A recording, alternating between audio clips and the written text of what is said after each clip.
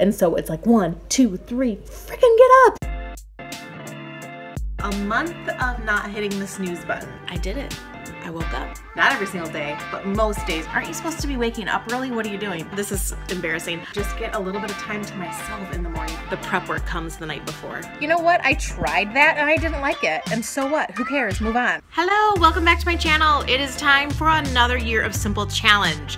If you're new here, my name is Katie, and if you don't know what Year of Simple is, I will link all of the videos in this series below, basically in an effort to live a more simple, simplistic, and meaningful life this year for 2018. Every month I'm doing a really simple challenge to try to make my life easier, to try to feel more rested, and I say that because that's what this month's challenge is. So this is all in an effort to live a better life and feel better and all of that. And so this month, it's actually the day before August 1st. And the reason for that is because my goal for August is to not hit the snooze button. So I want to clarify that this month's goal isn't necessarily to wake up early. And early can mean different things to different people. For me, this means just waking up without the snooze button. So when I wake up, I just actually wake up. Now, unfortunately, we're going into the month of August, and I still wake up early every morning, even though it's summertime. But I wasn't thinking about this when I planned all of these goals out. I planned them in December. So I wasn't thinking about that the kids don't go back to school until August 20th. And so normally, like on a school morning, I normally wake up around 7 o'clock. Right now, I'm probably waking up between 7:30 and 7:45 because I still like to see my husband off before he goes to work. But he wakes up at 6:30 and I want to wake up with him. So that's what I'm gonna do. And it's not necessarily my snooze button, it's his snooze button. We don't even use our phones for alarms. We have like an old-fashioned digital clock on his side of the bed. So my goal is to wake up when that first snooze button goes off. So the reason that I'm coming to you from the day before August 1st starts is because I think a big key to this challenge is going to be the night before, which for me starts tonight. If you watched my phone detox, I didn't really do like a massive phone detox, I felt like. And again, I want all of these challenges to be simple changes that make a big impact. So it's not like I went like the whole month or even a whole day without using my phone, because I just don't feel like, for me, I don't feel like that's something that would stick long term. But the one main takeaway from my phone detox that I think is gonna help this challenge, and so it'll sort of be like building two challenges onto one, is that I learned from that month that I get a better night's sleep and I feel more well rested if I don't use my phone at night. And even if I charge my phone outside of my bedroom altogether. And so that's what I'm gonna start doing tonight, is not doing the mindless scroll in bed at night. So I don't know that I'm necessarily gonna charge my phone outside of my bedroom, because I think we all think like, what if there's an emergency or if I need my phone? It never happens. I never wake up to like a phone call or anything, but it's like a weird security thing, and I just feel like I want it to be there. However, I do have, this is embarrassing, I do have a really long phone charging cord so that I can comfortably scroll on my phone with it charged at night, but I'm changing that cord out to a shorter cord that I can still use it from my bed, but I have to be like off to the side of my bed, and so I can't like comfortably lay where I want to in my bed with a phone charger. And so I'm going to put that shorter charger on it so that I can still access my phone if I need to, but it's definitely not going to be like a comfortable position for me to use it, and so therefore I'll just have it charging on my nightstand. So I'm hoping that's gonna be part of the equation to waking up. The prep work comes the night before. I did it. I woke up, didn't push the snooze, and I'm down at my coffee maker making some coffee. I'm in my favorite Do Barefoot Dreams blanket because I refuse to get the robe version. But yes, I will wear this blanket like a robe, and I'm about to read a little bit of my book. I was gonna go for a walk. I actually laid my workout clothes out, and then I was like, why would I do that right now?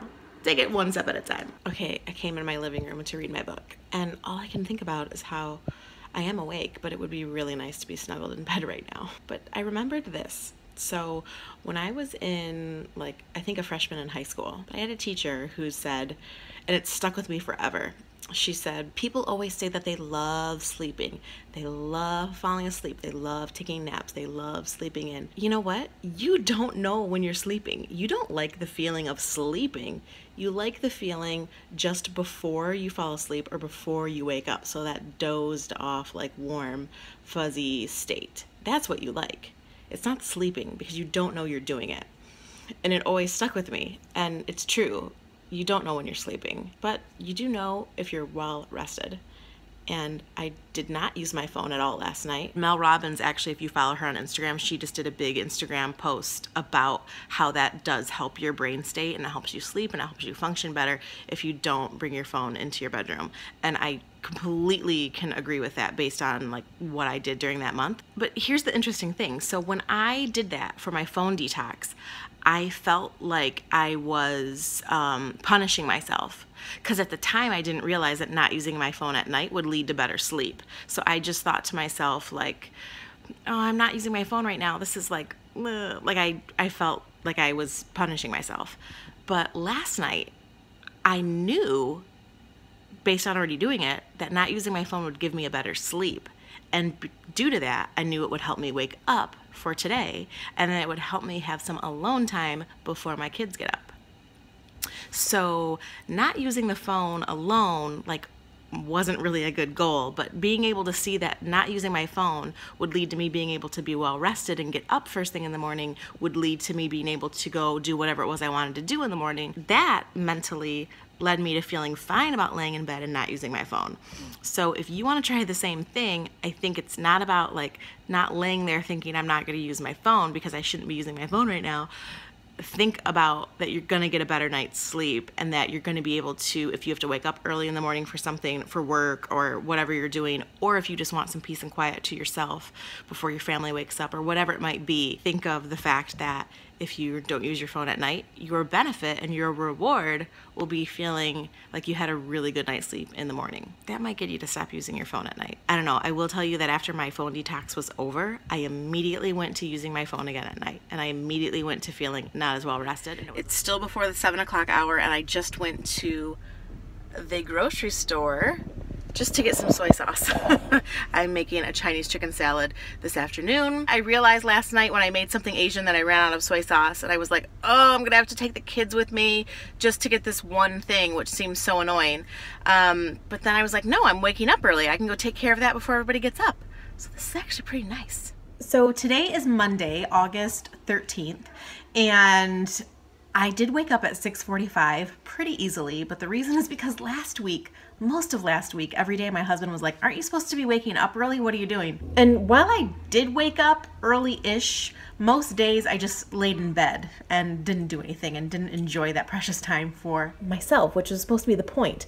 So today I woke up at like 5 minutes after I woke up, and then I got up. The only thing that's helping me literally is the concept of the 5-second rule. Like if I don't get up in the first 5 seconds of acknowledging it, like I'm not gonna wake up. And so it's like 1, 2, 3, freaking get up. So that's how I've been getting up every morning, is like mentally yelling at myself within the first 3 seconds of waking up. And it oddly works. But I feel like there are days when I've been waking up early and days when I haven't been waking up early. I've just been doing it based off of convenience or what I personally need, which I think is more realistic. I'm not going to wake up every single morning just to wake up because I don't need to.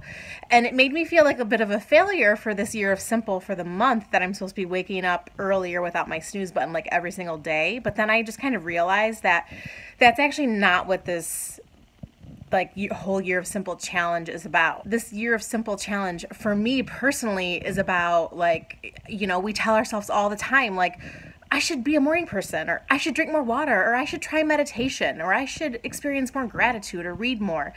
And that's what I'm trying to actively do, and take one solid month at a time and decide if I like it or not. And if I don't like it, then on to the next thing. It's fine. I don't need to keep living my life at 39 years old saying I should wake up earlier or I should meditate. You know what? I tried that and I didn't like it. And so what? Who cares? Move on. And so that's kind of what I'm trying to do here. And so I don't feel like it's a fail if I'm not waking up early every single morning. I feel like, oh, I actually realized that if I have something I want to do just for myself, the morning is actually a lovely time to do it.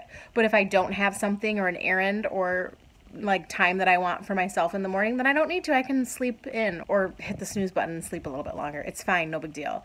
So I think that's sort of a revelation in itself, that, you know, I don't have to do every single challenge like every single day. And I mean, I want to give it my best go at it, but I'm also realizing that, okay, I've tried it and I didn't like it, and that's fine. But hey, I also tried decluttering, and it like changed my life and my home and organization and my shopping habits and how I feel about having unnecessary things. And like, there's a lot of things, and at the end of the year, we'll do a recap on every little thing and what was most helpful and what wasn't and what I learned from each individual month. But I think as I get further into this year, we're into like, you know, past the halfway point, I'm sort of realizing that, yeah, there are some things that were like huge wins and huge realizations for me. And there's other things that I'm just like, I don't want to have to pee all the time. Drinking a lot of water is actually not for me, and that's fine. So yeah, that's where I'm at right now. Okay, so a month of not hitting the snooze button. Well, the actual reality is that I did not go an entire month without hitting the snooze button. I definitely did hit it a lot of the days, and I think, as I explained probably at some point earlier in this video, it was summertime, so month of August, and most of that time my kids had off of school, and so I thought it would be kind of pointless for me to like wake up a little earlier than I normally do, but it actually was really helpful because it was sort of like sneaky free time that I got either to myself to come downstairs, grab a cup of coffee, read before like spending the whole day with my kids, which, you know, towards the end of summer, it's kind of like a little intense and you're a little over it at that point. So it was kind of nice to have a little bit of free time to myself in the morning. But also I found that days that I wanted to go out and run a really quick errand, again at like 6:30 in the morning before everybody woke up, so it needed to be basically like the grocery store or something really quick and easy, was really helpful. There were a few days where I just wanted to go to the grocery store and grab a couple things or grab something to make that night for dinner or for the kids and I, like for the afternoon or whatnot.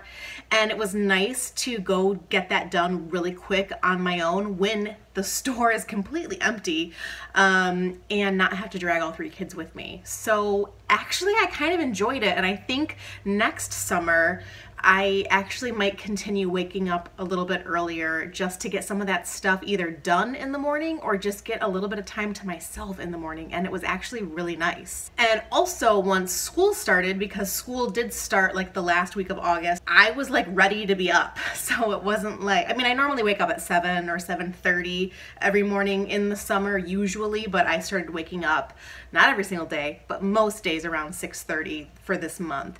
And once school came around, it was really nice because I was like used to waking up early and I just got up. So nothing really too groundbreaking in terms of Year of Simple, but definitely learned that I can get a little bit of sneaky free time, especially in the summer, to myself, which was really nice and enjoyable. So now that August is over, we're heading into September, and September is my health and fitness month. And if you recall, my very first month, January, was health and fitness, and that went okay. It went, I definitely didn't really continue working out the rest of the year. I mean, I did, but not as intensely as I wanted to. I probably only worked out maybe 2 days a week all this year up until now.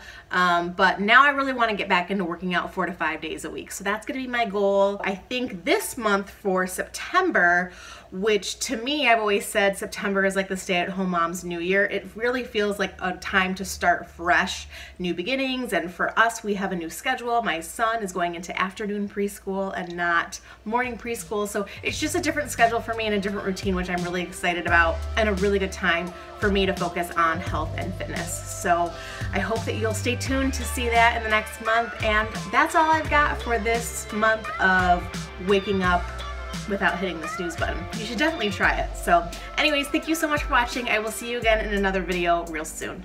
Bye.